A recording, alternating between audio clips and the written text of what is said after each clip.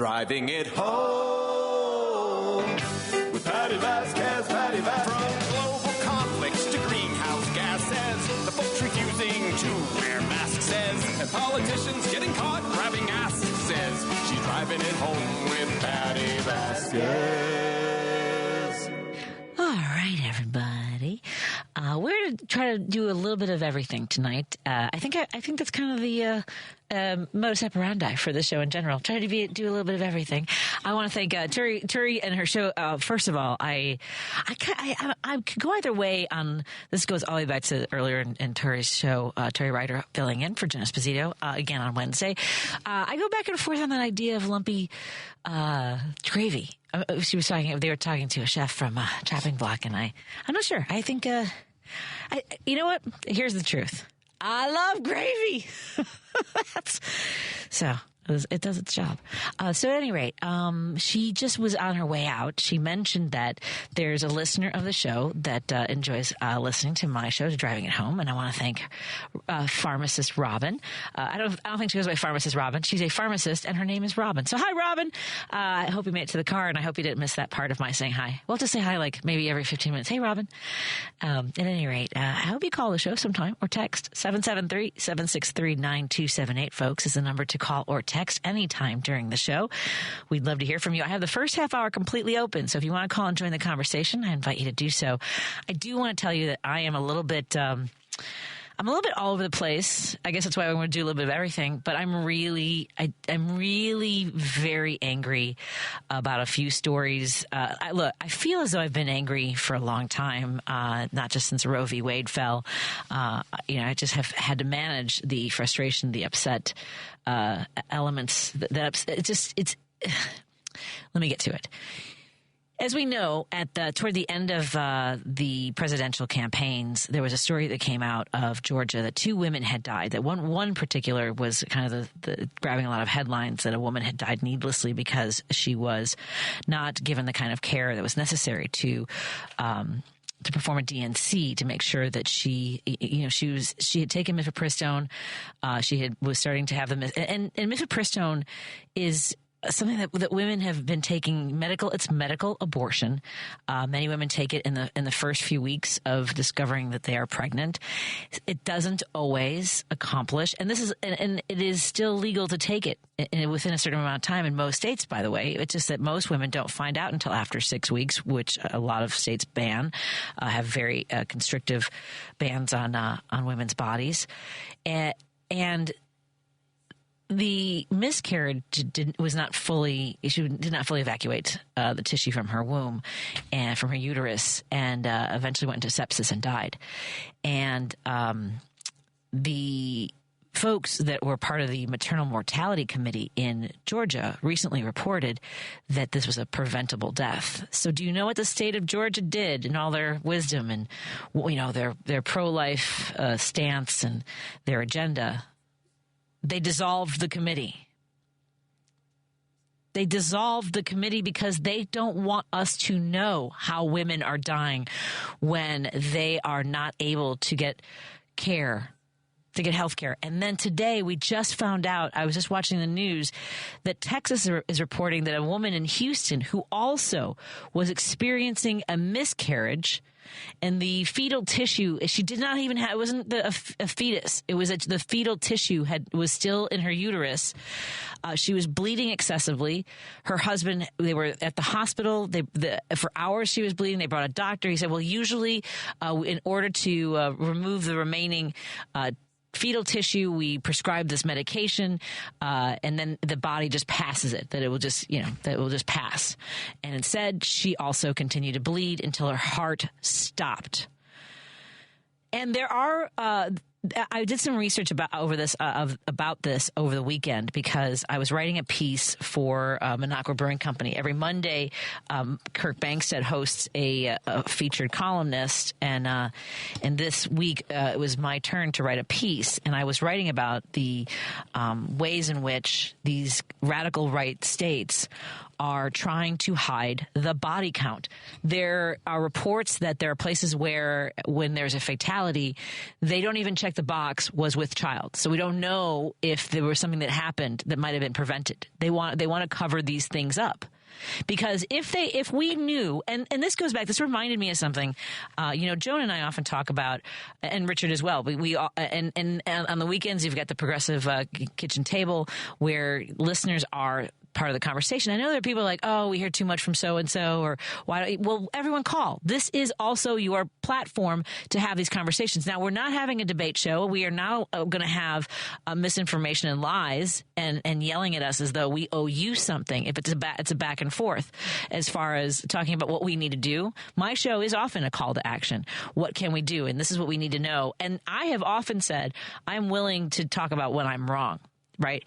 In this instance, you know what I remembered was Jim calling in and telling us about a woman who had died in Ireland, and that was that she had gone into sepsis, and people were outraged, and that was part of how they started to make change in Ireland. Jim, do you remember calling in and telling me that story, my friend? Yes, Patty, and the Irish, the Gaelic-speaking Irish, I love them. They said, no, we're not going to go along with this gag, And they put the referendum, Patty, so it was about 70-30, which would be in the United States of America. That's what they put at the referendum as. Yep. It'd be 70-30 or something in that area. But anyway, no, they didn't want any people dying. They thought that was going a little bit too far. So what do you think? Die in the hospital. Why do you think that women who are dying in the United States and that we know about that are in the news? And mind you, the woman in Houston died 2 years ago. We're just learning about this because 12 doctors said it was preventable. So that's why we know about it. I don't know if now the state of Texas is going to dissolve their maternal mortality committee as well because they don't want us to know. But why do you think in the United States we are tolerating it? Why? Because of Leonard Leo and his religious band, his Republican band of religion. I mean, that's the band of religion now for the Republican Party, that they will sacrifice anybody to their religious beliefs. I mean, that's all it's doing. It was a religious decision. There's no question about it. It had nothing to do with legal ramifications. It was just a religious. Leonard Leo apparently is a fanatic religious individual, and he could buy the court, and he did, and that's where we're at. Yeah. But I'm happy, Patty, today, and have a good Thanksgiving because the president-elect doesn't have to spend his Thanksgiving dinner in jail. I thought that, I would have loved to see him film, getting the tray. But apparently he's beaten all the raps, and every nut and their brother has come out now with absurd. They think that they won the. I don't know what they think they won, but to me, it's anarchism. It's Republican anarchism. They want to throw the Constitution out. They want to throw out any Democratic initiative since Andrew Jackson in 1824, and have a one-party rule. They want a one-party rule here. And they've got it now at the federal level. They've got a one-party rule across the board. Yeah, they do. It's amazing to live in a country at this point in time, at this Thanksgiving, in 2024, and they want a one-party rule. And it seems that the press and everybody else has rolled over for this, and that's the amazing part about it. Right. Patty, honest to goodness, Nixon never would have had to leave office under these conditions. He would have said it was fake news. The Supreme Court would have said, no, he didn't do anything wrong. So he cheated a little in the election. Big deal. Live with it. Right. Yeah. But that's what we're up against here. I mean, we're up against absolute insanity here. And it's so depressing to go into Thanksgiving under those conditions. But when you turn on, if you look at, there's nobody telling the truth anymore. It's just a vacuum of whatever they think what do they think the Republican Party is going to do for anybody? I mean, seriously, do you think of anything offhand except give another $10 billion worth of tax cuts to people that don't need them and corporations that don't need them? In the meantime, kids can't afford to go to school, and men at Prestone are probably fooling around with that, so you won't be able to get that. And, just the whole thing. It's a one-party system now, but I don't know how long they can last. But this guy's going on 80, so maybe he'll collapse at Christmas.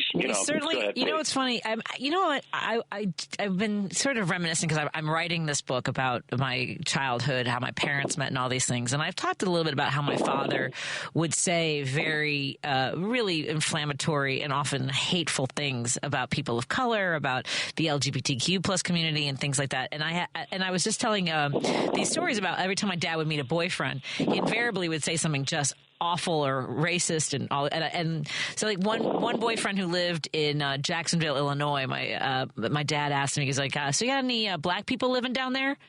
And Tom was like, yeah. And my dad goes, so what do they do down there? And Tom was like, they live and breathe, right?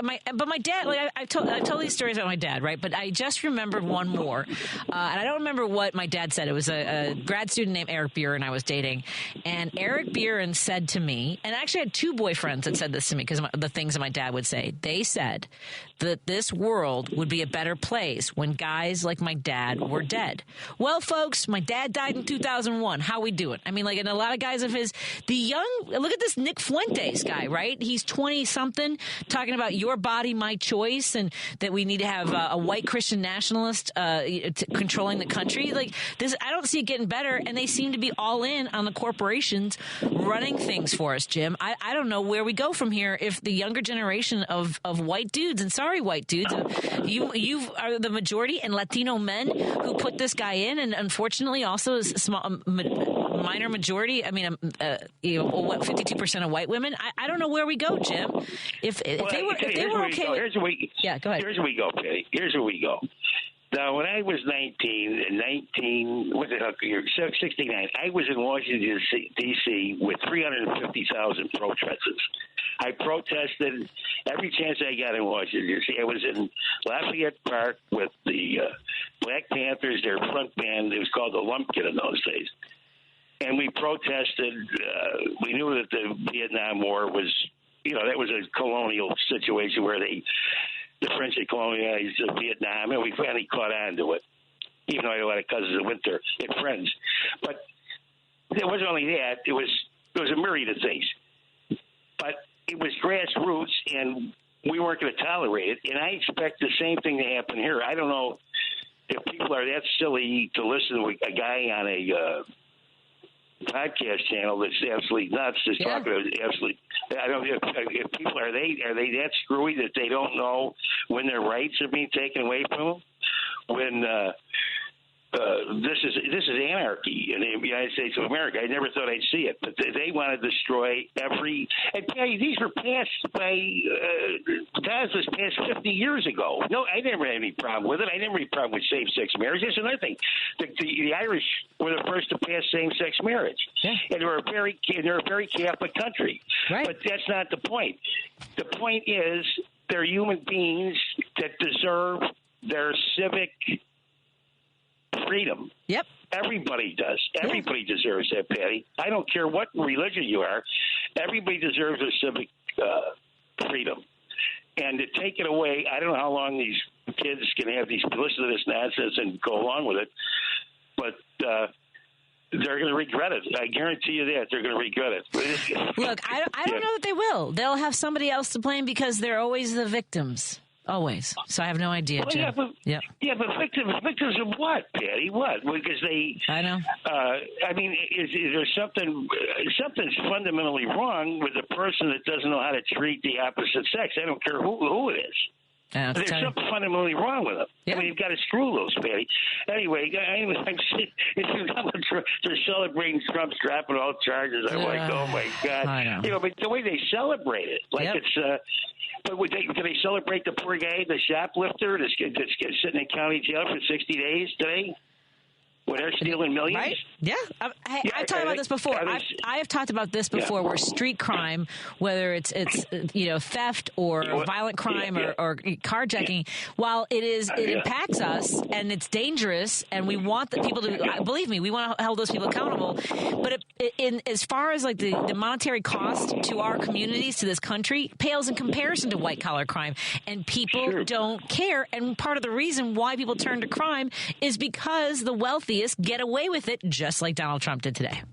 So right, and they celebrate the car salesman. He made $380 billion since the reelection, and his Bitcoin's going through the ceiling, and the news celebrates it as if we were in on it. You think you and I were in on it, like they were going to get a check from what's his name? I hate the guy's name. The guy who sells the cars and the rackets. What's his name? Oh yeah, Musk. Elon Musk. Yeah. Yeah, I think he's going to.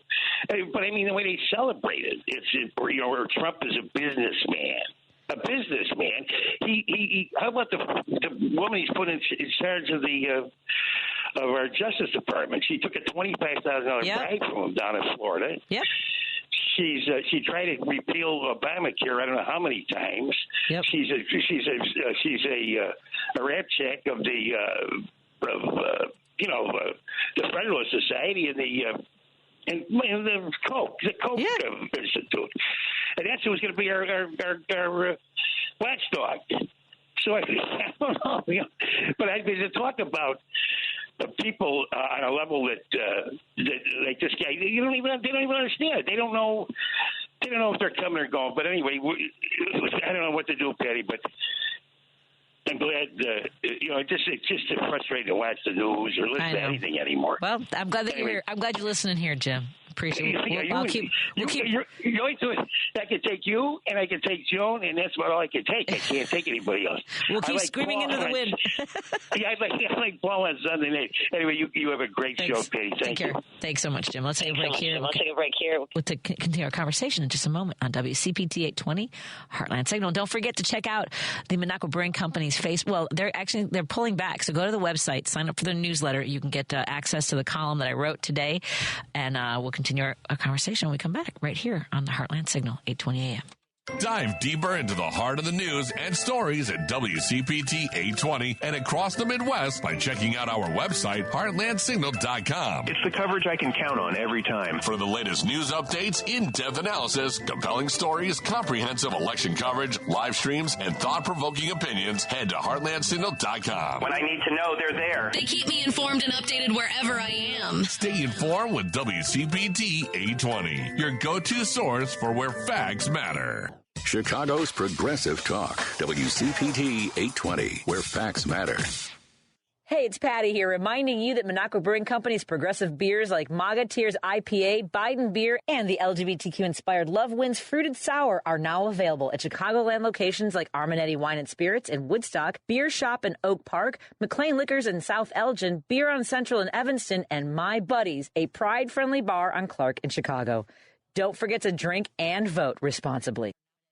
Patti Vasquez is taking your calls now at 773-763-9278. Driving it home with Patti Vasquez now on WCPT 820. Thank you so much for joining us as we continue our conversation. I am driving it home. Let's get to Billy in Oak Park. What's on your mind, my friend? Hi, Patty. I love your show. You're doing God's work and trying to save this country. Thank you. Oh, well, thank you. I mean, I got a big mouth. That's all I got. That's all I got going for me, Billy. You're using it the right way, Patty. Oh, thank you. I'm married to my wife's name is Juanita. She's from Venezuela, and I met her after my other two wives passed away, and I just happened to meet her, and we got together. But now she's been here for over a year. But I'm afraid they're going to actually take her, and then she's going to have to leave. And I just don't think that's fair. I don't want to. And down the street from me, they're building a complex, and I've been told that they're going to be using that as some kind of retention facility. And then I'm on a fixed budget. Why should I have to pay for that? And they're going to take my wife from me? I know. I think it is scary. One of the things that I've been talking to some folks about, I have some guys I'm working with in labor, and they were talking about how, these developers, they hire migrants who are not documented, and they rely on them for cheap labor. And we know this in so many different levels of employment throughout the country, whether it's nannies or kitchen staff, construction, things like that. And I wonder, I suspect that there are going to be people who suffer, and I think that they're going to try to make a a public sort of a photo op, essentially. And unfortunately, it's going to look, I think, it would be similar to the separation of families at the border, right there. And that's catastrophic for all those families. I don't believe that they are going to go after every single person, because we don't have the resources. The amount of money it would cost to track down every single person is exorbitant, and the impact it would have on our economy is devastating, because of the money that folks who work here do pay into our Social Security, into our taxes, in the billions and billions of dollars. So I think that it's partly, I think it's to intimidate and scare, and to give the Republicans, the radical right, their red meat. So I think that you're right to be worried and to find out. We don't know until we know. But where is this place that you were saying that it seems like constructing a detention center for migrants? It's just right down the street from me, about a half a mile. I mean, I don't get out of the house much. Juanita, she's younger than me, and so she helps me out a lot. But she's been down there, and she's told me that they're building it, and she even spoke to some of the Venezuelans who are actually building it. Oh, my God. They told her that they're building this to put other Venezuelans in. I'm thinking, I'm living in Crazyville. This is nuts. And what am I supposed to do? I mean, I have a catheter. Who's supposed to change my catheter if I don't have Juanita here to do it? Right. Yeah. It's like, I don't know. I can't afford to hire a nurse or anything, and it's a good deal for her. I mean, I'll tell you something. We can't, she can't, she relies on me. I rely on her. It's like, I don't know what I'm supposed to do. Am I supposed to go move to Venezuela with her? I've been here my whole life. I do know. I'm looking at some articles that there are plans to build $900 million worth of prison replacements, which was already a plan in place by the state of Illinois. I'm trying to find, and so there might also be sort of a telephone where people, like, there's something being constructed for one purpose, and then people like get the idea that it's specifically for undocumented migrants or refugees, right? So there might be a couple things at play here. So I hope that they're not spreading a lot of fear. Well, they're going to have to do something. They're going to have some place to put them, because it's like January 20th is coming up. Right. And it's like, what are they going to do? Where are they going to put them? You can't put them in the jail. There's not enough room. Yeah, they're going to have to put them somewhere. I would say that these folks don't know how to govern, so I'd be really surprised if they're able to do anything efficiently. I do know that people are going to suffer, so I hope that please keep us posted, and I hope that everything is okay, and maybe seek out some advice from a legal expert in regards to Juanita's situation. Okay. Yeah, okay. I'm sorry. I know it's hard. I know. I wish you the very best. I'm so sorry you're struggling. Thank you. I appreciate it. Keep on going. You're doing good. Thanks, Billy. Take care.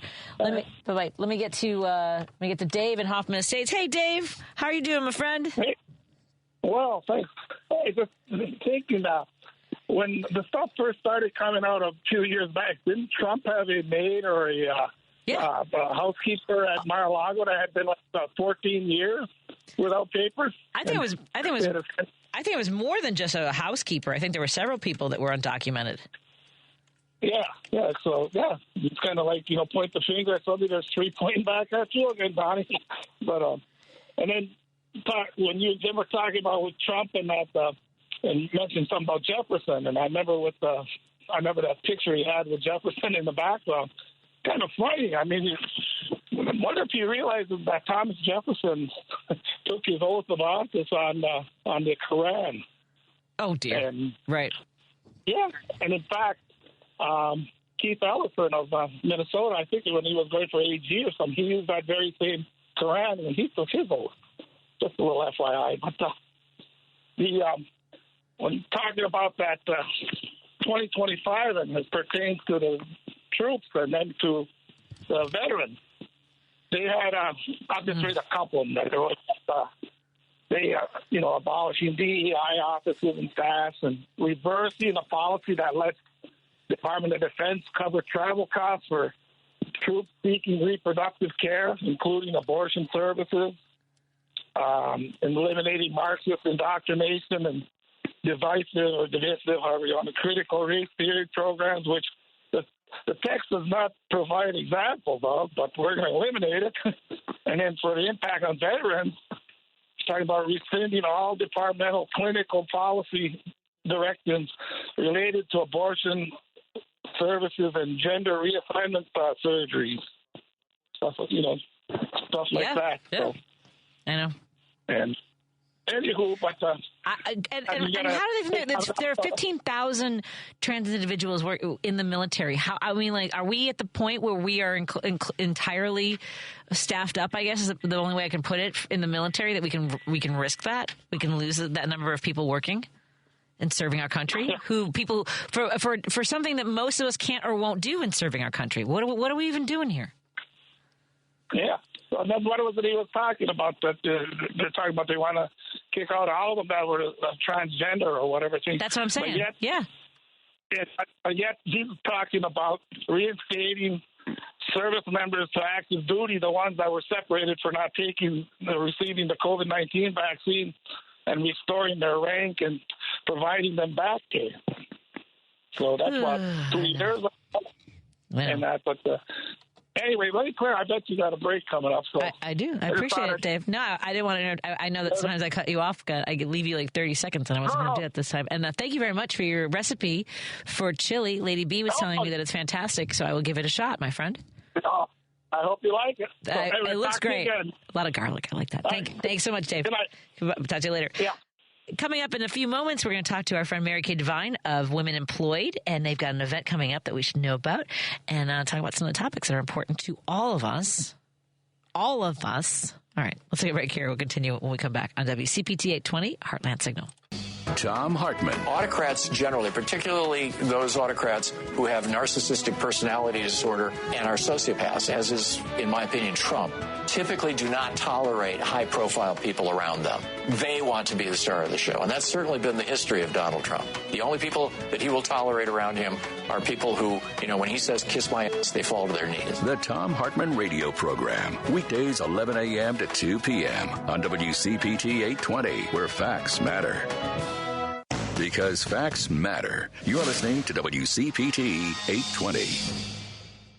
Listening to Driving It Home with Patti Vasquez on WCPT 820.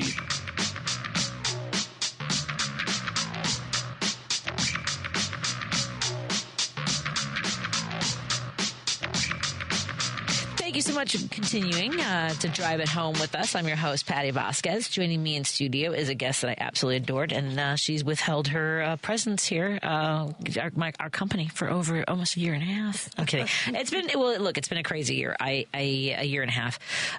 There was a lot going on. Mary Kay Devine of Women Employed joins us. How you doing?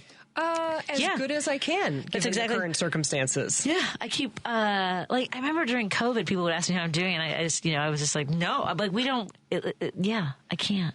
About this is a lot. It is a lot. Remind us about the work that Women Employed does. Yeah, I'm happy to. So, Women Employed, we've been around since 1973. We often say for 50 years we've been opening doors and knocking down barriers and crashing ceilings for working women. If you think of significant advance for working women over the last 5 decades, we've probably had something to do with it, like passing the original sexual harassment laws, pregnancy fairness laws, maternity leave laws. So it really, our work has touched all working families over the last 5 decades. And fundamentally, we are here to build women's economic power, and we do that in a lot of different ways.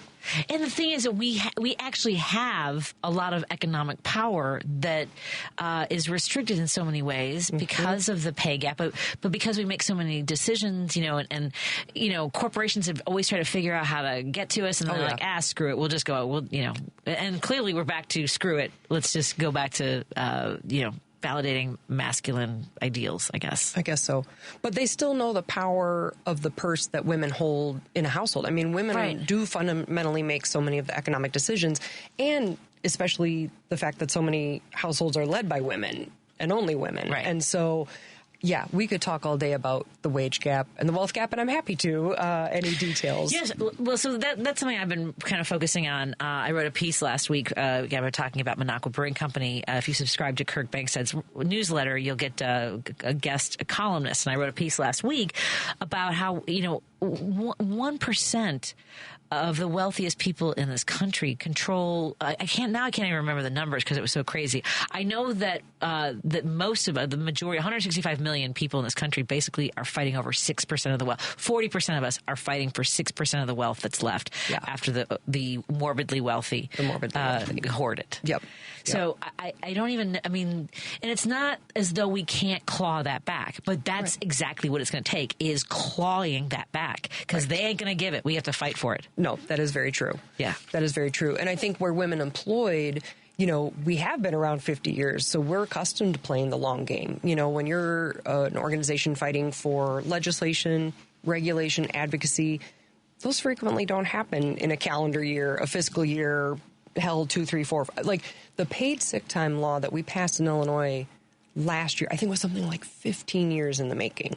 And so are we disappointed, heartbroken, infuriated about the current situation? Yes. And do we know that we must continue to look ahead and figure out what is that long game? And where we really see probably the best bang for the buck right now, Patty, is like really doubling down our efforts in Illinois. Yes. Because Illinois is truly a beacon across the country, not just in the Midwest, but a beacon for workers and worker rights across this country. And so we really see it, women employed. Okay, then let's pour even more of our energy and activism into our state. Yeah, and I think that people, the governor has come out very forcefully in regards to the rights and protections that are here in Illinois for all Illinoisans, and it's interesting when I see people online, whether it's somebody who has a child who has needs transgender treatment, they're like, do I move? Where do I move? And of course, I'm always like, Chicago's fantastic, or Illinois is great. I can't vouch for the weather all the time, but because of climate change, it certainly has gone in a weird direction. But, there are ways in which, we continue to see the disparities. And the problem, I think, for me, when I look at the long view that you mentioned, is there doesn't seem to be a retention of historical knowledge and understanding. Right? I found this out in Wisconsin. Even I did not know. I was in Wisconsin door knocking, and we often talked about Roe v. Wade. And one of the reasons I was door knocking is that I went to Girl Scout camp for 6 years in Wisconsin. I love that. And I was right. And I had more protections at 9 years old in 1980 than I do today as a 53-year-old woman. Like, I don't understand. It's hard for me to reconcile that. But the women I worked with, because a lot of the women that are running these organizations, they remember pre-Roe v. Wade and having, to go travel somewhere to get an abortion that no one wanted to, no one talked about, and you were in danger of being sick. But I did not know that you had to be married to have birth control. Oh, yeah. I had no idea that before I didn't even know, and I'm a friggin' historian. Oh, yeah.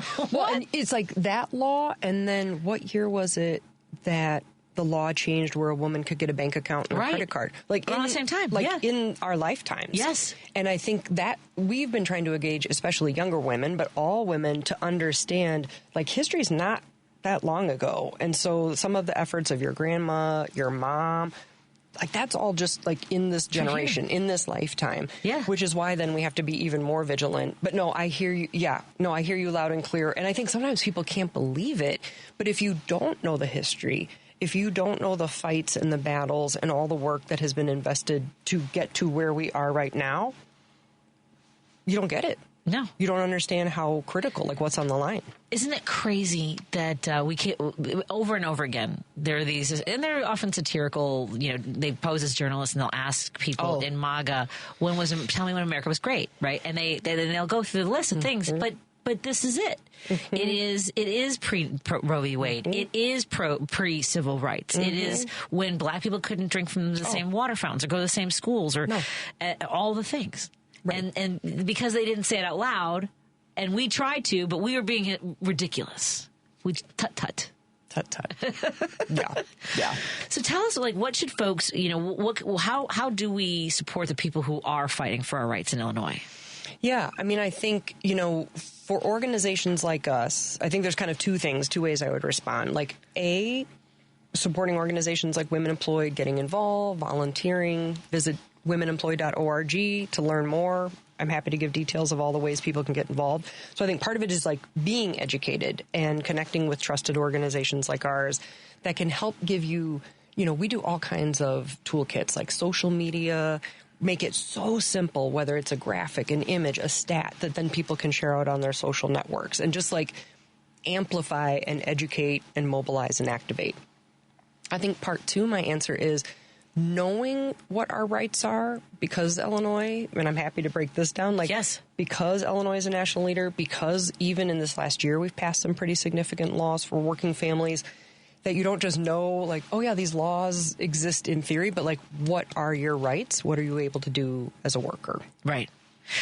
We've talked a lot about sexual harassment in the workplace. While Illinois is at the forefront of so many protections for women, I remember when I had the situation at my previous employer, that one of the things that they said, we are kind of terrible when it comes to sexual harassment, but that seems to be across the board. Is there New York? I know had sort of that. Wasn't there a grace period? Have you had a year? If there was because there's a statute of limitations for when you can file a sexual harassment case, and many women don't, or no, and not just women, but anybody. Right. They feel intimidated. They feel shame. So it takes a long time to process that and want to come forward. Right. So, I mean, that's one thing. And like, is it sort of like spotty all across the country as far as who's doing the best? Yeah, I would say so. I mean, I think one way we've seen progress in Illinois is that all employers are required to at least provide sexual harassment prevention training. See, my employer did not.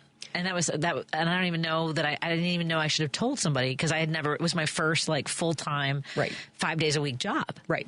And I think there are, let's say, different approaches to the anti-sexual harassment prevention training. So some folks are just straight up like anti-litigious. We don't want to get sued. Here's a law firm. Here's the video. Here's what you need to know. Don't do this, do that. Women Employed provides trainings where we know it's not just about what to say, what not to say, what to do, what not to do, but like, how do you shift the culture of your workplace where if the focus is about inclusion and safety and welcoming and belonging, then it's like harassment doesn't even make sense. And so we really try to couple whatever the law 101 ABCDE is with that cultural shift and helping employers make their workplaces work with their team to be more inclusive and more welcoming and more safe. Because once that culture shifts, then you see fewer rates of harassment. What are some of the cultural shifts? Because I remember one of the things that I struggled with was being told by an executive how smoking hot I was, and then and I'll just use that one because it was paralyzing, because then I wouldn't know how I should dress just to go to work.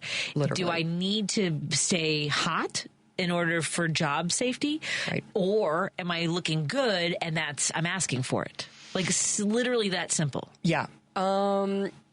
Yeah, it's literally that simple and fairly complicated, right? Right? If only it was that simple, Patty. I think when we think about shifting a culture, it's across the board. And so, so I'm just going to like throw out a few things. So, it's about salary transparency and equal pay. And I can break those down further. So it's like, how are you paying people? What kind of compensation are folks being treated fairly across the organization for similar work?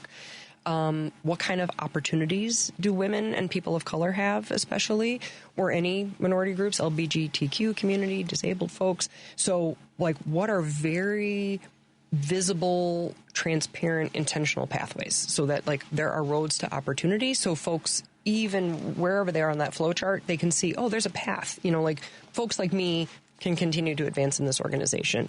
There has to be professional development, and there also have to be mechanisms where employees feel safe to report. So, like, at Women Employed, we have Associate Director of People and Culture. So, like, even in a nonprofit like ours, where it's like, this is our job, you know, this is eat, breathe, wash, repeat, we have enlisted a person where it's like, okay, it's sort of like HR plus, you know, it's like, who is that person that can have the information, be a resource, be an ear, figure out what to escalate, while also, like, all of that HR work, while also, like, how do you make people feel welcome and included, that they're being treated equitably, that there's some joy. It's like, it's like the work's hard enough. So I think there's a lot of elements, and we have a consultancy arm, Women Employed Consulting, where employers contract with us specifically on this work, on how do they become more equitable and fair and inclusive.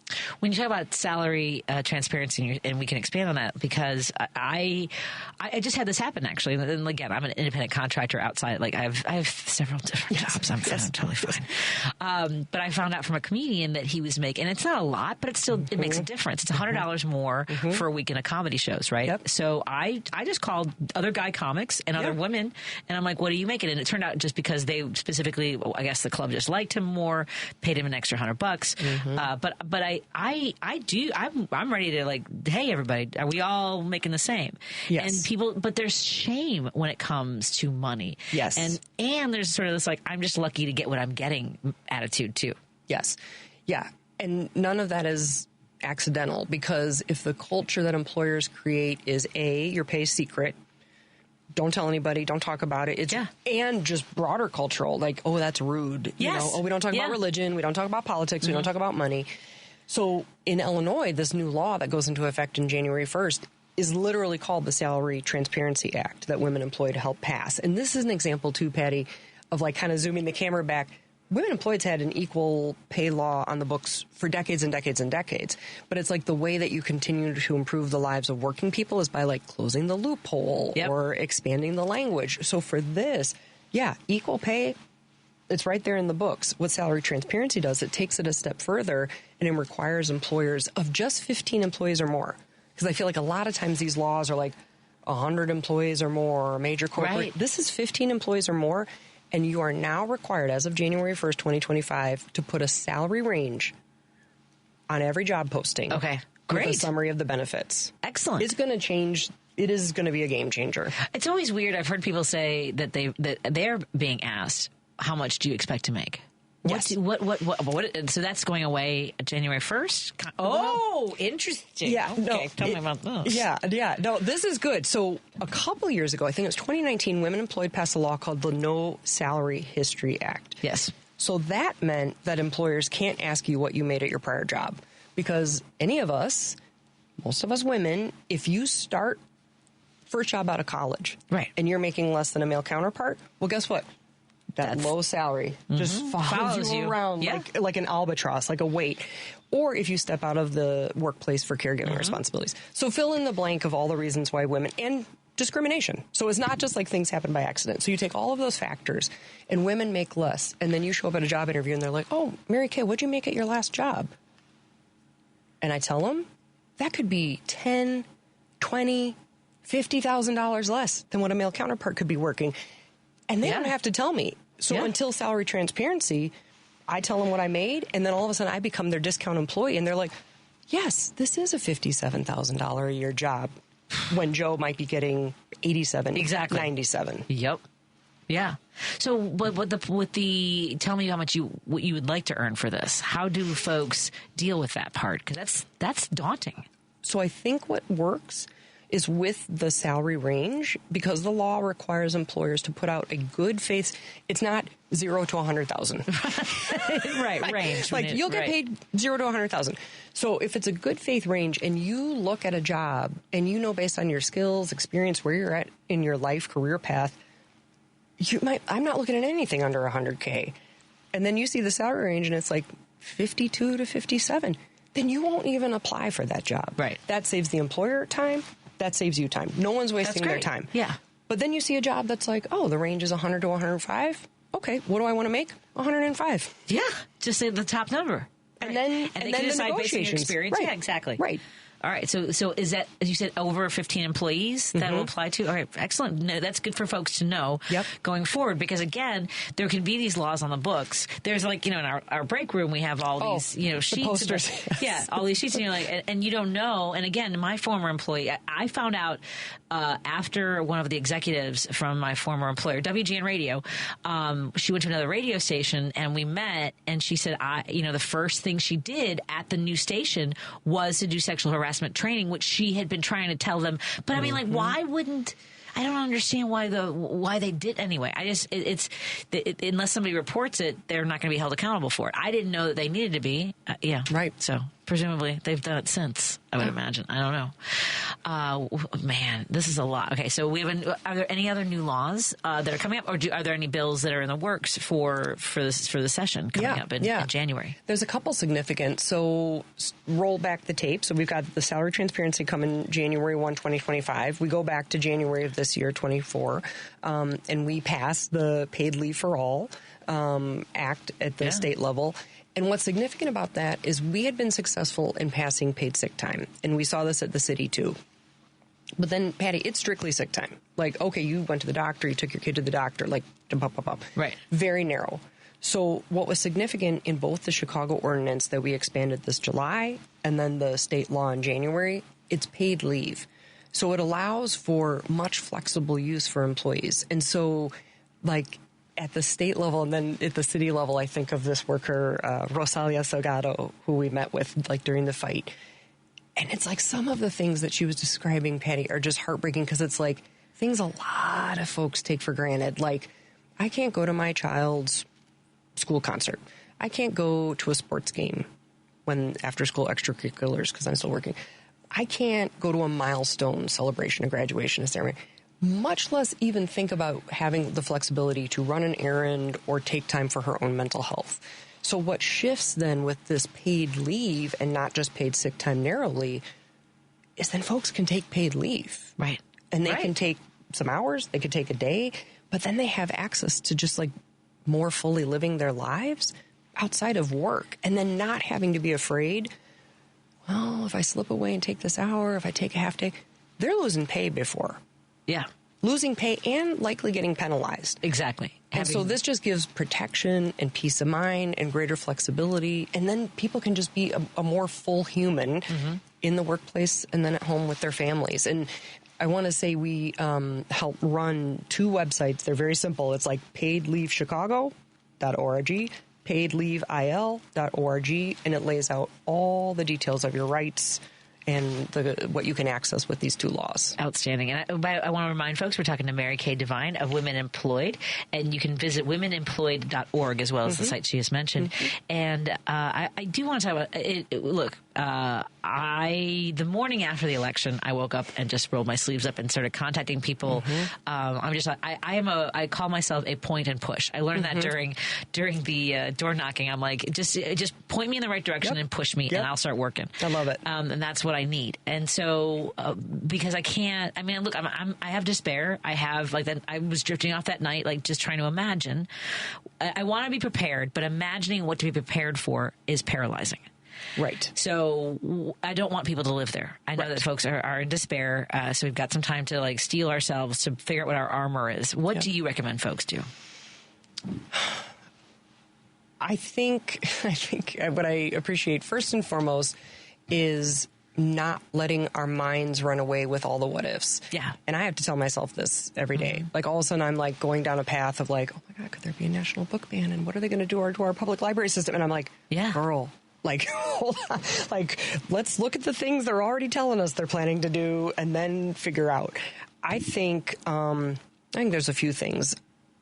Whether we like it or not, his appointments, the folks he's surrounding himself as advisors, we still need to be informed. We still need to do our diligence. And I know sometimes that's even hard for me, Patty, where it's like I'm seeing the names come up and I just like roll my eyes or I shake my head. But it's like there are still processes and procedures in our country.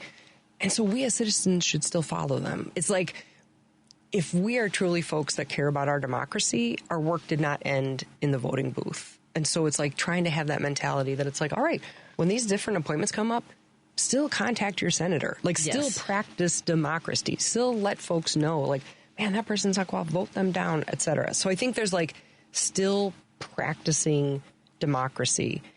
And then, like we say at Women Employed, the work hasn't changed. No. Like, just because the person in the White House, Congress, our values remain steadfast. The work continues. And so then I think for folks, you know, whether it's an organization like Women Employed or another nonprofit you care about, another cause you care about, a volunteer, like, do something, like, do something that matters to you in your neighborhood, in your community, in your city, in your state. Because inaction is not an option. Not at all. Again, we're talking to Mary Kay Devine of Women Employed. Go to womenemployed.org. Do you have are there more pieces of legislation that folks can call their state legislators about? Because as we mentioned, Illinois is called a beacon of workers' rights for women. What's coming up in the spring session? Yeah, so one of the things that we will continue to fight for is eliminating the subminimum wage. And for anybody that doesn't know what that means, it means there is a minimum wage, which is minimum, floor, and then subminimum means below that, below the minimum, below the floor. And this goes way back to the times of slavery. Like this has this history in the Pullman porters and where black folks were not being paid salaries. And so the only compensation they were receiving were tips from happy customers. And so like if that is fundamentally the history of tipping in our country, part of history that people do not know. See, again. Then it's like, oh, pass it on to the customer. Let them pay. So then it's like protecting the employer. We want to pay as little as possible for people who are employed by us, doing our work, adding to our profits. And so we were successful, Patty, in passing the elimination of the subminimum wage here in Chicago. We are now working to do that at the state level, but a beacon of hope. So I feel like as we fight and we're given those words of encouragement, just last Thursday, there was a piece of that law that did succeed, and it was I want to make sure I have it right. It was like the disability. Yes. Yeah, I'm familiar, yes. Huge. So it took a long time, but yes. It took a long time, but at least that signals to us, okay, all right. So if they're willing to pass the legislation that will now phase out the subminimum wage for disabled workers in the next 4 or 5 years, then there could be an appetite to then continue to ensure that every single worker in this state should be paid a minimum wage. It's amazing to me because I was a server for many years. And, now as a comedian, like comedians have, as I mentioned, independent contractor fees. But it amazes me when a restaurant is slow and doesn't have any business. We only made in 1990, whatever. Actually, I started in 1987, $2.25 in the 80s, 90s. I mean, I think that carried through even till recently was $2. Bartenders, I think, was $4.75 when I was young. And it's like, just because you don't have a successful business and you want me to show up just because you don't know how to market or be successul, but you want employees, and now I'm going to make $6 for a 4-hour whatever. Right. Yeah. Right. It's incredible. And what I love is that a lot of the opponents, the adversaries to these efforts, people are going to stop tipping and workers rely on tips. Guess what? In almost every state or municipality where this has passed, all across the country, the tips continue. Yeah. Because it is such a part of our American culture. Yeah. It's like tipping's our American pastime that our mantra is full and fair wage with tips on top. I like it. Again, Mary Kay, do you have time do you want to hang around for a little bit? Do you have to go? Let me know. If you have to run. My next segment is with a Motivational Monday expert. We're going to talk about gratitude. Ooh. Right, because it's Thanksgiving week. Oh, my gosh, I like that. Stay for one more segment? Yeah, I'm going to stay for one more segment. One more segment with Mary Kay Devine. I'm grateful for that. More in a moment on WCPT 820 Heartland Signal. WCPT 820, Chicago's progressive talk, where facts matter. Driving it home with Patti Vasquez, Patti Vasquez. From global conflicts to greenhouse gases, the folks refusing to wear masks says, and politicians getting caught grabbing asses says, she's driving it home with Patti Vasquez. Thank you so much as we continue to drive it home. I am your host, Patti Vasquez. I don't sing it quite as well as Steve Goody, who, by the way, is one of the producers of our every Monday evening show, the virtual comedy show. Go to virtualcomedyshow.com for tonight's show at 9 p.m. Central. And I want to say hello to our friends listening in Minneapolis, St. Paul on KTNF AM 950, the progressive voice of Minnesota. Of course, here on WCPT 820 Heartland Signal, where we have been in studio with Mary Kay Devine of Women Employed. Thank you so much for joining us. And folks can go to womenemployed.org. It's funny, we've been talking about my previous employer and our friend on the show right now on the phone, Jen Zanotti. Jen, do you have the window rolled down where you are? What's going on? Jen? Hello. We are currently driving through Pennsylvania on the turnpike. So sorry if it's a little loud. Oh, my God. So she's coming home for Thanksgiving. Okay. So I'm excited. Right. I might get to see you this week, my friend. I wanted to check in with you because a lot of us are struggling emotionally with recent news nationally, and of course internationally. There's a lot going on as well. So I think some folks I find this very challenging time. And by the way, Jen, I think you would love Mary Kay Devine. At some point, maybe we can get you in the same room together because you're both incredibly positive, but also like cheerful warriors kind of a thing. Yeah. Yes. Oh, I love that. I would love that. Absolutely. So what can folks do in these challenging times emotionally, those who are frustrated or angry or outraged or sad, a lot of depression at the holiday season, regardless of what's going on? Some folks perhaps looking at their first, Thanksgiving without a loved one because of maybe for whatever reason. What do you want to share with folks when it comes to gratitude? Because that's really, of course, what we celebrate every fourth Thursday of November. Absolutely. And I think it's something that's important to focus on to bring us back into a positive place. No matter, what the circumstances, when you can really sit and reflect and focus on all the positive things in your life and what you have that's, good and makes you happy, the people that you have in your life, the people that love you, that you love, I think that kind of makes everything a little bit better. Just even having that community, we've talked about community so much too, and being able to, know and understand the people you have that you can rely on and talk with. But I think having like a gratitude journal, we've talked about journaling so much, but it's hard to sometimes just think about those things when you're in not the best place. If you've experienced something, that's maybe been tragic or lost a loved one, but being able to really journal all the positive things in your life that you have, I think makes it a little bit easier to reflect on and can really bring you back to a positive place. And I think, Mary Kay, for the work that we're talking about here in Illinois and for people across the country who want to find out the proactive way in which to maintain that energy, do you journal or do you write things down or like a plan? I know, I believe me, I go back and forth. I come back to it. I let it go for a while. Yeah, I have at points in my life. I don't journal as much, but I think Jen's point about being intentional about gratitude. So I'm a Christian, embarrassed by a lot of other Christians, but an active Christian. My husband's a pastor up in Evanston. And this Sunday, the reason I'm bringing it up is we always do like prayers of the people, and you can offer gratitude or, we need help, we need support. And Patty and I were just talking, I think, offline at some point. So my second-born child is a transgender daughter. And when we last met with the pediatrician, they were telling us about people flying in from Ireland, Texas, Florida, like all over the world and the country. And so my moment of gratitude, my prayer of gratitude was, thank you that my family is able to access high-quality, loving, thorough health care, physical and mental health care, and that in our country, it should not just be linked to my employer. It should not just be the boss lottery, but how grateful I am. And so I do 100% agree. In this storm, in this moment of darkness and challenge, I am constantly, and we have 4 kids, we are constantly engaging them at the dinner table, at bedtime, like, all right, a lot today. What are we grateful for? And we try to do lightning rounds of that even in conversation.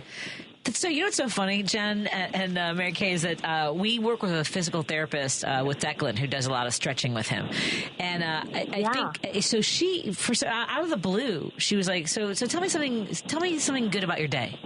Yeah. Right. And I was like, well, I haven't. But I mean, like, we used to do that with Griffin, and like, but we don't do it for each other necessarily. But I think that's where you're talking about, Jen. If you're not going to like have that round robin and that speed round, that's your own speed round, right, Jen? Right. Absolutely. I mean, I think it's, to be very intentional and mindful about that, because we can get lost in all of our thoughts. We can get lost in our day. And especially if we have maybe don't have someone we're communicating with. Uh-oh. Oh, no. We're having a little bit of trouble hearing you, Jen. We're hearing this. Oh, no. It's still like that. Well, she said she was on the Pennsylvania Turnpike, I think was what she said, right? Yeah. Oh, she's gone. Is it? Yeah. I'm here. Oh, there you are. I'm here. Yes. I can hear you perfectly, but can you hear me okay right now? Now we can, yes. Sorry about that.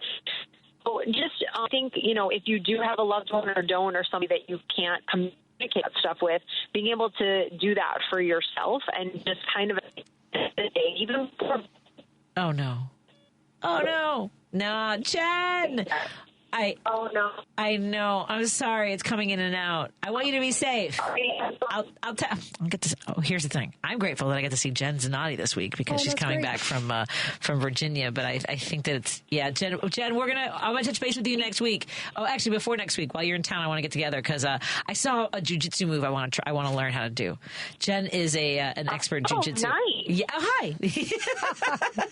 Yeah. It was something where this girl had like her legs around somebody, and then she put her arms underneath her own leg, and then like locked her ankles together, and then like pulled down and like was choking somebody. I'm like, I want to learn how to do that. Woo. And then I saw these like running moves where like anyway, I want to show you some of I want to learn how to do some of these things.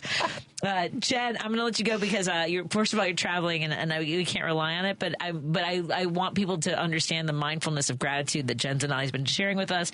Go to allthingsgenz.com for more information about the great work that she does. We lost Jen completely there. I'm sorry, Jen. I love you. Be safe, and I will see you this week.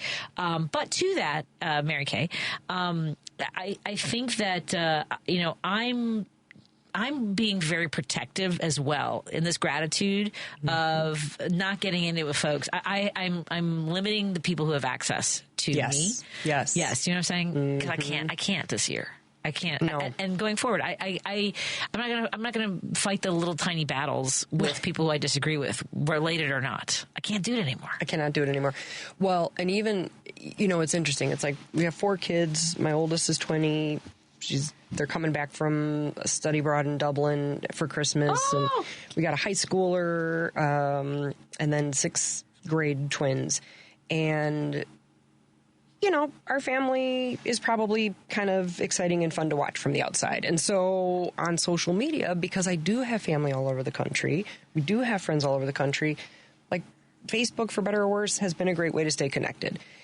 And I think it's not like people question, Patty, like, where does Mary Kay stand politically? So that's not it. But it's like people would continue to be like, oh my gosh, that's so great. Oh, look at your kid. Oh my gosh, you got. And I'm like, wow. In one post and comment and thumbs up, it's like fawning over, oh man, you guys are so great. Oh, we love you.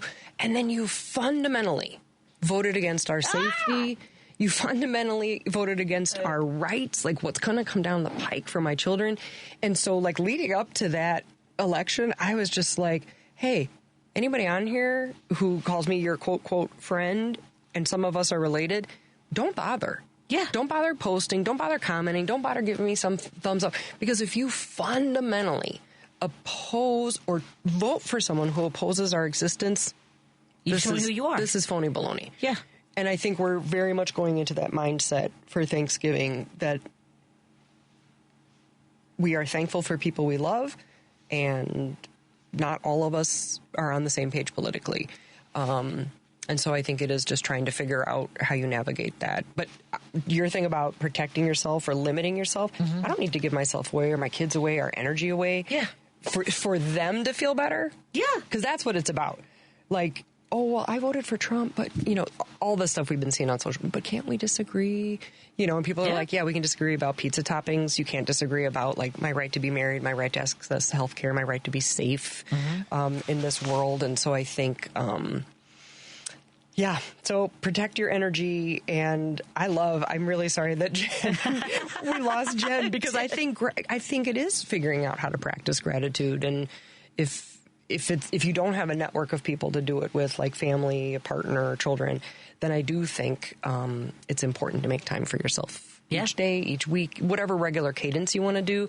But especially in these dark times, or else you can just kind of start going down that path of like everything that's wrong, and then you're kind of losing sight of everything that's right. I haven't done in a few weeks. I don't know if it's because of the election or not, but do you meditate at all? You see, you're like me. I feel like you and I are the same. Like, oh God, who's got time? I should journal. It's so exhausting to relax. It is like, because I try to meditate. I'm like, I should relax now. Okay, now relax. Okay, breathe. Relax, okay, breathe relax. now. Breathe now. It's funny because I caught myself today. I kept sighing. I'm like, I'm just sighing like constantly. It's like I need big gasps of oxygen to keep going because I'm so tense all the. I woke up the other day and my jaw got stuck because I had been grinding in my sleep, presumably trying to work. Because when you rest, your brain still processes like all the things, all of the challenges that you have, trying to find solutions. And so I woke up and it was like just stuck open. I was like, I had to like massage, get the little disc in there back in place. What is so? Before I let you go, and thank you so much for your time and joining us. I look forward to the next time you can come back in studio. Me too. What would you like folks to know about what, because we have folks listening all over the country. There's a listener in Massachusetts just messaged us in the last few days about how there is no progressive talk in Massachusetts. So we're talking to folks all over the country who are now in search of these conversations. What do you want them to know before you go about the work that's being done in Illinois to protect rights regardless of what's happening at the national level? Yeah, I mean, I think it's like local elections matter. Mm-hmm. So I think it's just a friendly reminder to wherever you live, whether it's your school board or your municipality or your city or your state, your county. I think Illinois consistently proves that local elections matter. And with the leadership that we have in Illinois right now, then we have been seeing progress on our equal pay laws, and we are seeing progress on paid sick time for all workers, and we are seeing progress, the path towards eliminating the subminimum wage. And it doesn't just happen with who's in the governor's palace or who's at the Capitol, but like every day Women Employed wakes up, we're working with partners. Some of these coalitions are 10, 20, 30 different organizations. And so I think the big reminder, and frankly, the big reminder to myself all the time is it is working in community where we succeed together. And so a lot of our legislation, a lot of these efforts, and a lot of our successes that we're celebrating, that we're implementing as new laws in this coming year, it not just on our own. It happens because of our work in community. And so I think I would encourage folks, no matter where you are, like tap into your community, because it might not be on the radio. It might not be like right there in front of your face, but, taking that time and that intention and trying to figure out how you can better connect to your community and make a difference. And it's never too late to start playing the long game. It is never too late. Yeah. Never. We got a lot of work to do. Thank you so much again. Yeah. Mary Kay Devine of Women Employed.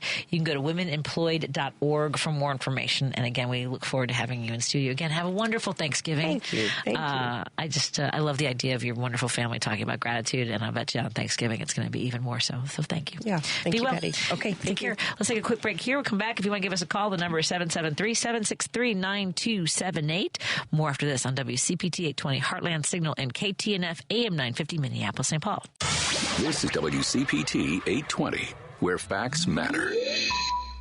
You're listening to Driving It Home with Patti Vasquez on WCPT 820.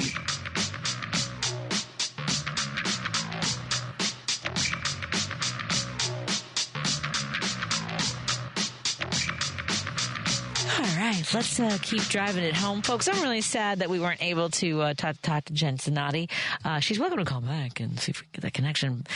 I want to know if folks, I know, by the way, I want to remind everybody, I know that when the sun goes down, of course, if you don't switch to TuneIn or one of your other apps, or go to Facebook Live and watch the live stream, or on Twitter, you might not be watching the show at all because you're like, where'd it go? The signal went. As the days get a little shorter, and the sun goes down, our signal is a little bit weaker. So we recommend that you switch to a digital way of listening to the show. And don't forget, if you do miss the show, whether it's you have to go somewhere, you're getting out of the car. By the way, I want to say hi again to our friend, the pharmacist that Tori Ryder told us about. I believe her name was Robin. Good to have you join us. And I hope you're enjoying the show. But you can listen to our show as a podcast as well. So if you miss a conversation, I know some folks, I love live radio because we get the listeners who can call and text and react to things in real time. However, these are great conversations for not only you to enjoy at any time, but also we encourage you to share them with people in your circle, folks who are looking for these conversations. As I mentioned, there was a gentleman from Massachusetts who messaged me and said there isn't any progressive radio in Massachusetts. And we think of all these states that are traditionally, voting blue, but as we saw in this last election, we need to make sure we are connecting with each other and reinforcing the values of what it means to be a liberal. And for me, that it's a wide spectrum of things. And I find it challenging sometimes working with folks within my party. We disagree on how things should be done. That for those of you listening to the show regularly, I have some bones to pick, and I was waiting for until November 6th because I thought we were going to be in a different situation, but I will continue to table some of that. However, when I talk about being a liberal, for me, it means really fighting for people's rights and freedoms, and that encompasses whether it's environmental justice, women's autonomy, LGBTQ plus rights. These are all, we're talking about human rights. We're talking about access to health care. We're talking about labor rights, making sure that we are earning a fair wage, and not just a fair wage that you can survive on, but thrive on, and be able to retire, that you've worked your entire life and that you are able to take care of yourself and retire comfortably. And so those are just some of the things that I find to be what is reflected most by Democrats. And if that ever changes, I will, if we turn our backs on labor, if we turn our backs on women's rights, LGBTQ rights, if we turn our backs, when we talk about, what for years, right, they landed on trans issues, but they were really working on critical race theory. They were working on, diversity, equity, and inclusion. And you know what? I don't think I've ever asked anybody or seen anyone get asked about it, which is that are you saying that people of color are not as smart? Just really, that's because if you're saying that all these positions, like all these CEOs, all of these, heads of companies, all of these people in power politically or in whatever field where there's a predominance of white people, I'm just curious, like why is that there aren't any, that these were the most qualified people. So there are no qualified people of color. There are no women who are qualified to be in these positions. Is that because what? Because what? Tell me what it is. Because what? Because we're just not because as women and people of color, we're just not as qualified. We're not as smart. We're not as ambitious. Then what is? I'm not asking right now for somebody who's hateful to call in and explain that to me. But I feel like we're just not asking the question. Then what is it? Then why is it we don't have more people of color and women in position? That there's still a minority of us being reflected in so many different places. Why did it take until Ketanji Brown Jackson? I can never remember the order. Right, Justice Brown Jackson. Crud. This is not good. That's really terrible of me. Although but it's interesting. People often get my order of names wrong as well. And I do find it annoying, so I should find out as well. But did it take until she was named to the Supreme Court that there were no black women who were qualified enough? This is the entire country. Just because what? Because what? I just want to know, right? Because and this is what Mary Kay and I were talking about, within our own lived experience, there have been restrictions to who could do what in this country. Right? When women do not have the ability to open their own bank account, they don't have the same access to power and progress as white men. I'm sorry. That's just Ketanji Brown Jackson, by the way, Supreme Court Justice Ketanji Brown Jackson. Was she the first black woman to ever exist who was qualified to be? Was she the first to ever exist to be qualified to be on the Supreme Court? No, because for centuries, people of color have had a foot on their necks. I'm sorry. That is just absolutely the case. Don't speak Spanish. And look, for whatever the progress is of people will say, well, the Italians were discriminated against, the Irish were discriminated against, right? We know there were signs that say no Irish need apply. Not you don't have the freedom to be out in public without your owner being here. That's different. You don't have the right to leave the property and escape to another state without them coming to retrieve you. You're telling me that has no impact on where we are right now in 2024? Are you serious? Are you that incapable of understanding the residual of oppression? The residue of oppression. And not just residue.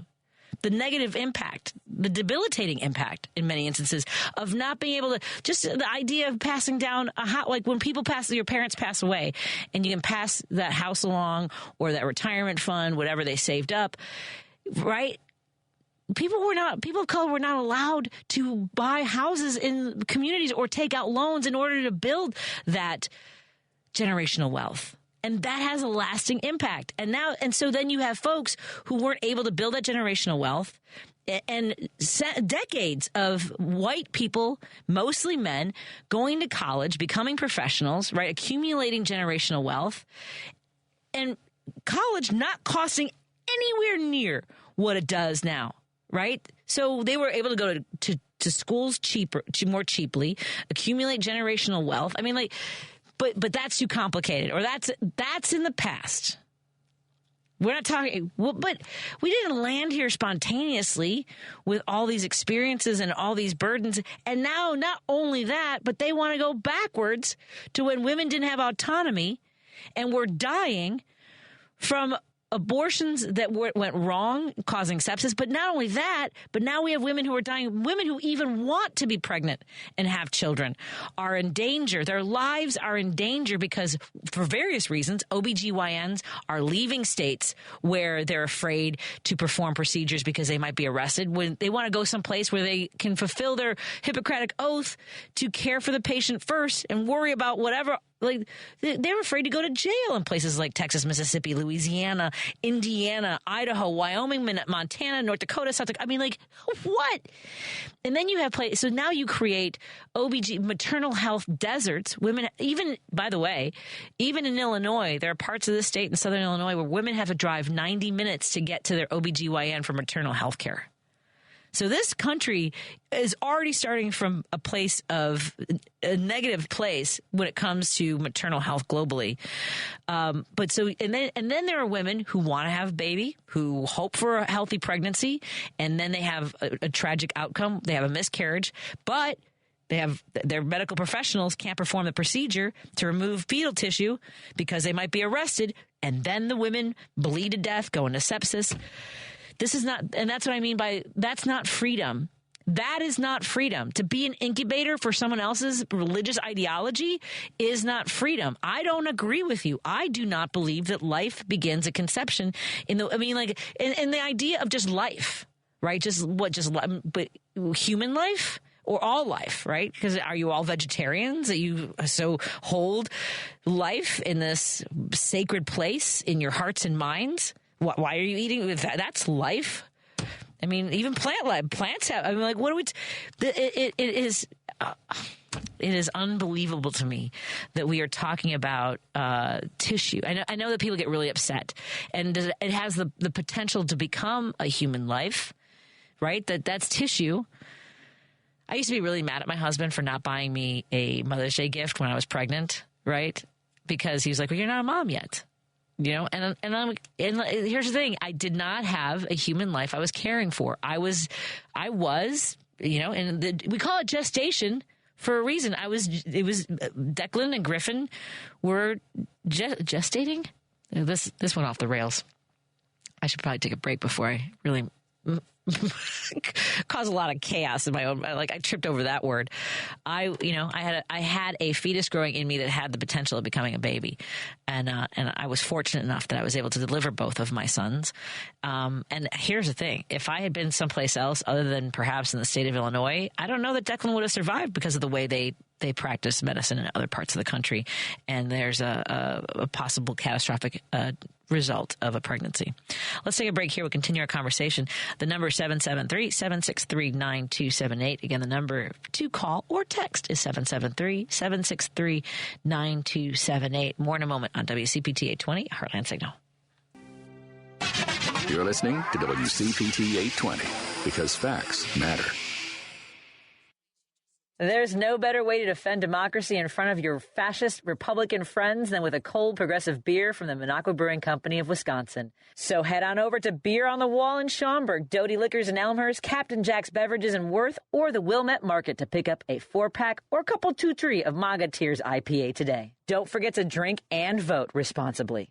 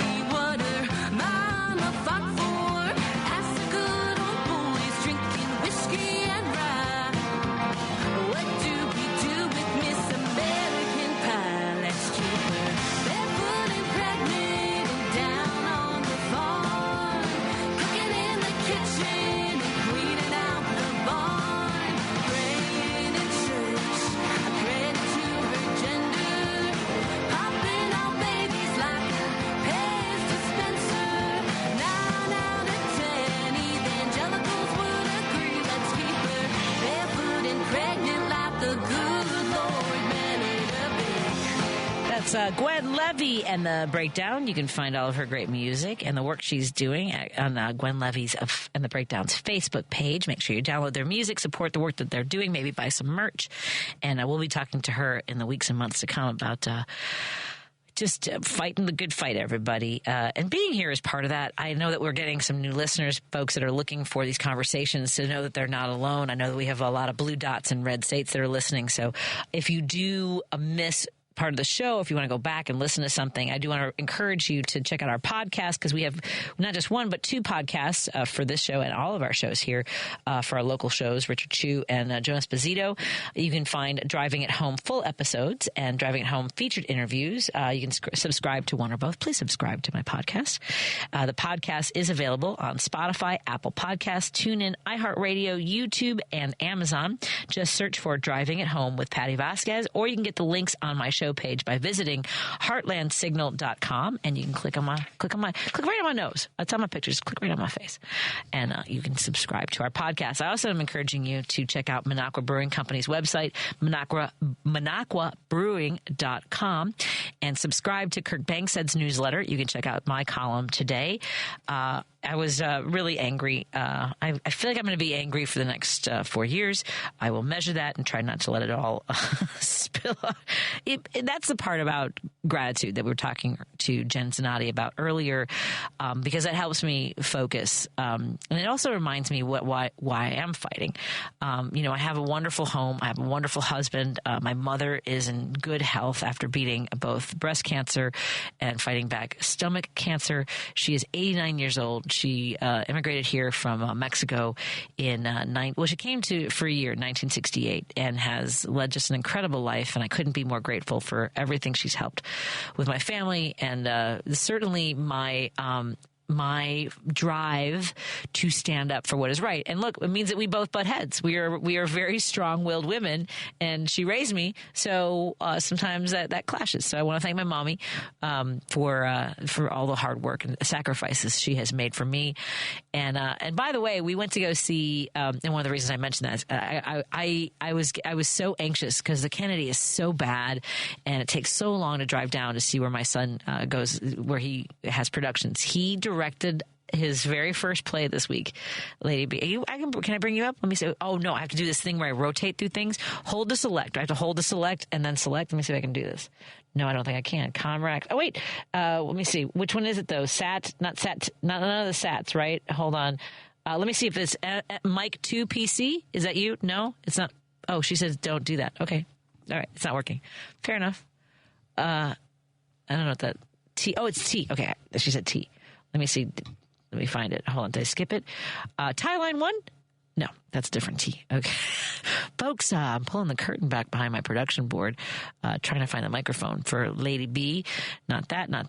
Auxiliary in. I'm looking for a T. No, I don't think I'm going to get it. We'll get it in the next break. Is that all right? I'm going to keep rolling through it. But Griffin directed his very first play called The Arsonists, and it was so freaking good and so timely. Essentially, this...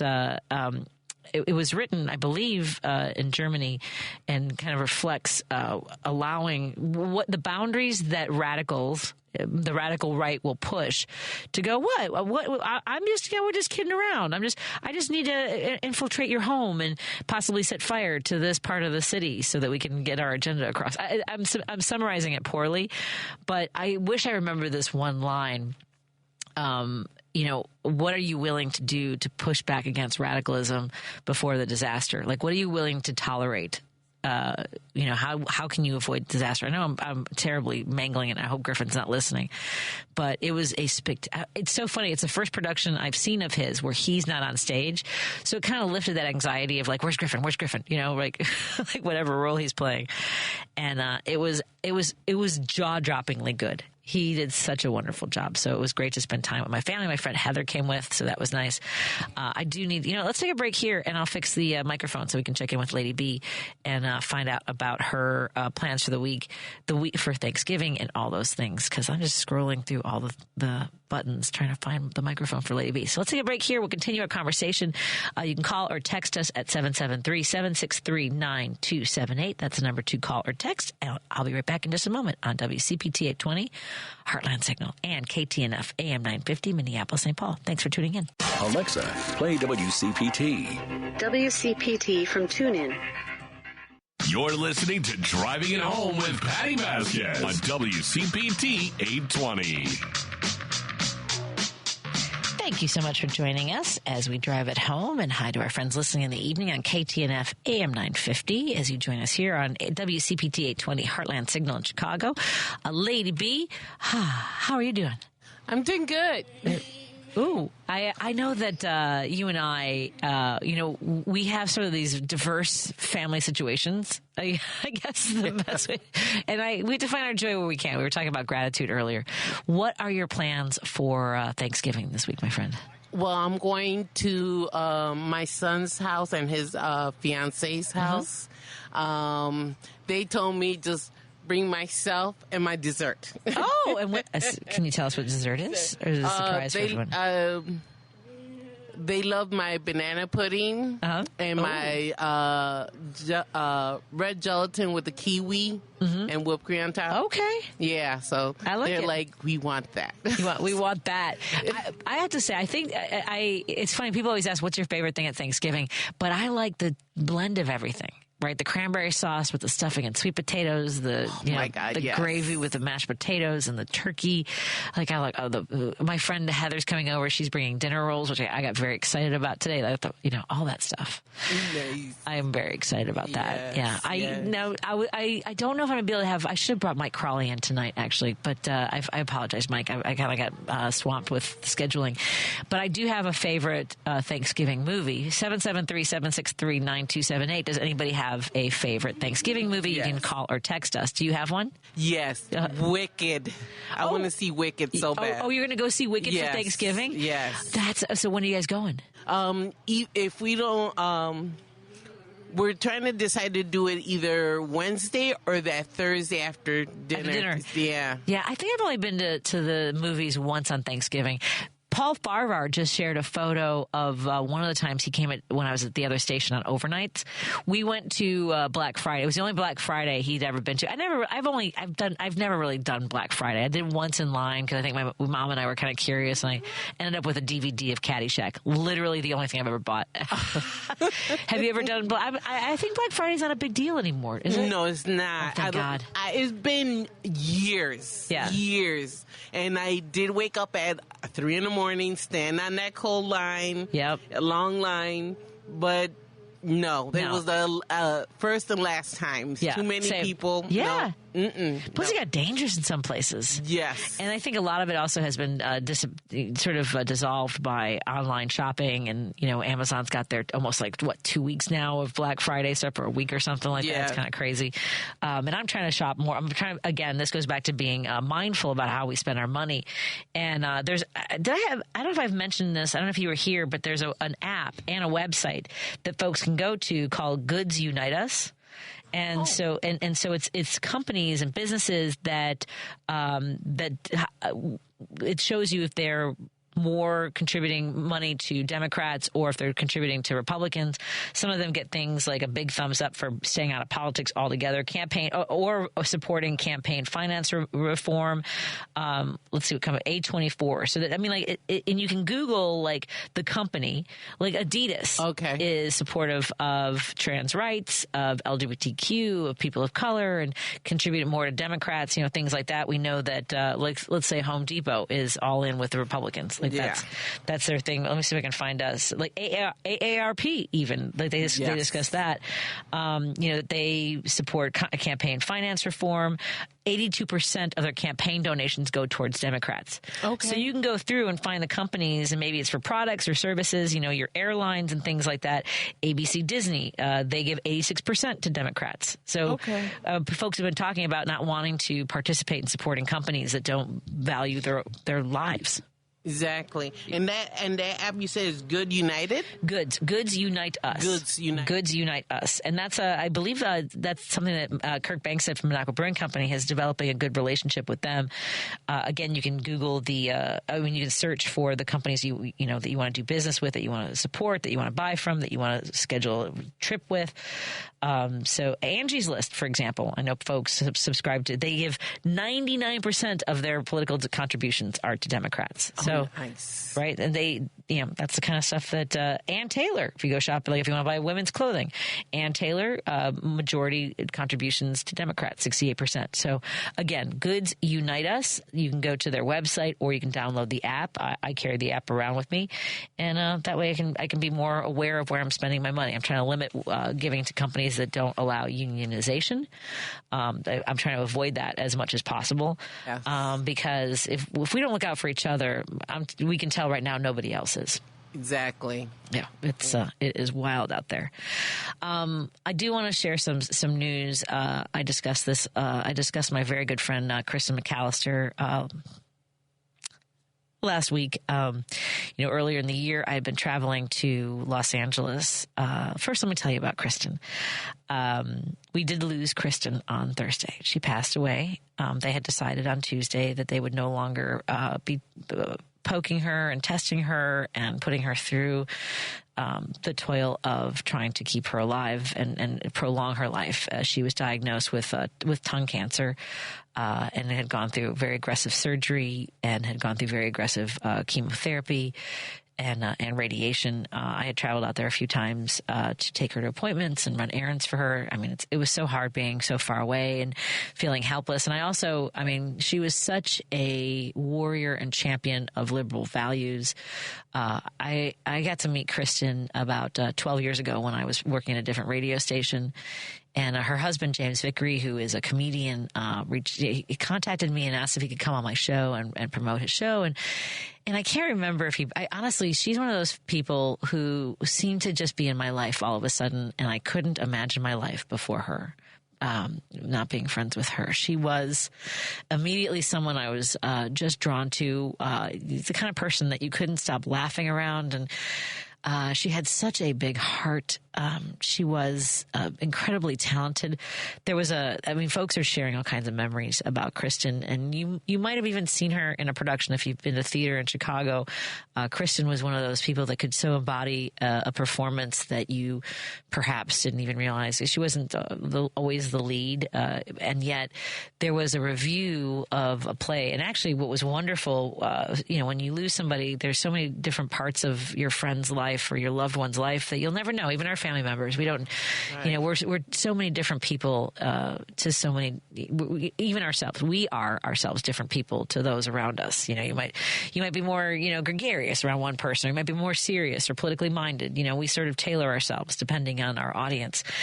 And so seeing that my impression of Kristen McAllister was very similar to so many other people who were absolutely heartbroken. I do want to apologize to those of you who do know and love Kristen McAllister. If this is the first you're learning of her passing, I'm really sorry. This is how you're learning. I know that they had been keeping folks up to date on her GoFundMe page.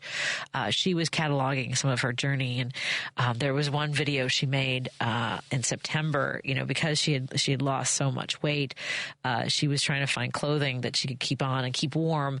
And she made a video about how she says, even though all this is happening, I think I've found my best self in all of this, that I've been the most comfortable with myself through all of this. And there's a playwright who posted something so incredibly, so many poignant posts. This is the one thing, because we cannot gather, because we're all over the country. She had, she lived in New York for a while. She lived here. She grew up in Baton Rouge. She lived in Los Angeles at the time of her passing, had moved there.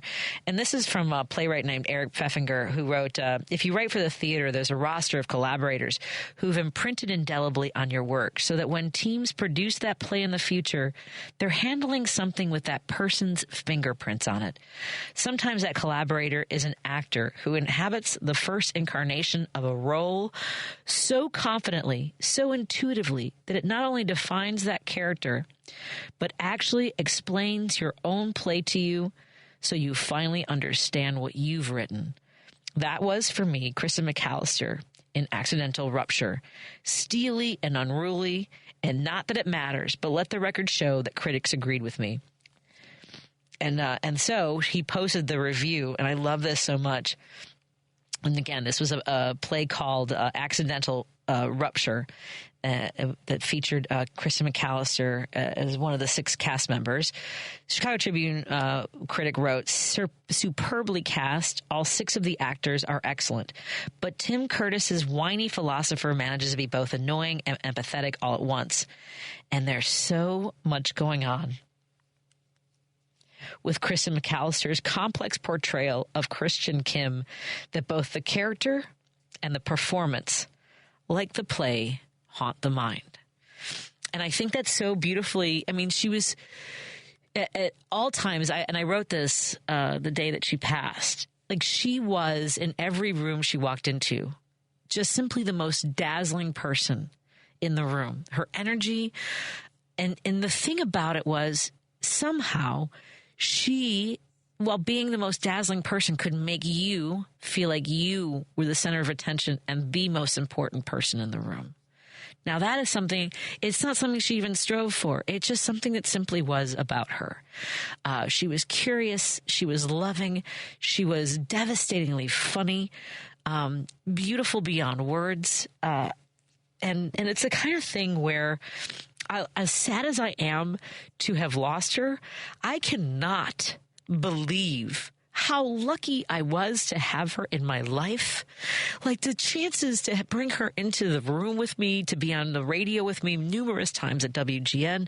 She moved while I was still there, and I remember just being like so angry that we weren't going to be able to keep her in Chicago, that she wasn't going to be ours anymore. And that's the thing, I think, as being a human, that she's not ours anymore. And yet she is, because she touched so many lives, that I think that her impact will continue to have such a wonderful, as this author and these people wrote, such a imprint on so many different lives. The way I fight for justice has her fingerprints on it, because she was so outraged by people who were unkind, policies that were burdensome. The cruelty was something that outraged her. But for her, like watching me fight so hard, she supported me, wanted me to be that champion. She would ask me for advice on how to deal with people in her life who were she loved, but were so frustrating. And through giving her advice, I found, sometimes when you're giving advice, you find out your character. Like she wanted to know more, and through that would teach you a little bit about yourself. Kristen McAllister, simply one of the most exquisite human beings I have ever known. She was brave to the very end. And I know that the decision to just be at peace with where she was not something that was easy. I know that everyone around her wanted to keep fighting. And James Vickery, I am so sorry for your loss. Your love story truly is epic. I'm so grateful that you brought Kristen McAllister into so many of our lives. I think we only had her on this show once when she was in town. She is missed. If you want to know more about her, and there's some really, I keep showing this video to folks because she had some little clips of herself. If you ever watch the Jimmy Kimmel show, you have seen Kristen McAllister. If you've seen a commercial, you've probably seen Kristen McAllister again. You might not know it, but she touched your life in a way, lives in little ways that mean big things. So please, if there's someone in your life that you haven't talked to in a long time that sounds like they have the energy that Kristen McAllister had, or somebody that just will leave an imprint on you for the rest of your life, even if you haven't talked to them, even if you're embarrassed or ashamed that you haven't connected in a long time, just text them or call them or email them and say, hey, I was thinking about you. Hope you're doing well. I miss you. You mean a lot to me, or whatever that is. Because you don't want to have that moment that you can't send that text anymore. So, sweet travels, sweet Kristen. We'll be back tomorrow. I won't be crying tomorrow. I have my moments. Again, it's because I loved her so much that I wanted to share her with you. And I know that you have someone in your life that you love as much as I love Kristen. Thank you, Lady B. I love you. I hope that everyone has a lovely evening. Randy Rhodes is up next, followed by Matt McNeil, and I'm going to get a Kleenex. Good night, everybody.